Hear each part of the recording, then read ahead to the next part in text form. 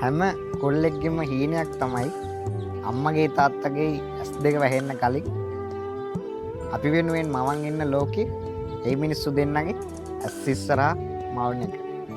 තේරෙන වයසේ ඉඳලා ජීවිතේ බර දැනෙන වයසේ ඉඳලා හීන මවන්නේ අම්මගේ තාත්තගේ කරට රත්තරන් මාලයක් දාන එක ලෝකේ බලන්න එක්කන් යන වගේ අහිංසක බලාපොරොත්තු ටිකකට මොන ප්‍රශ්නයාවත් මොන වේදනාවක් කරන දේ වැරදුනා අතාරින්න නම් එපා.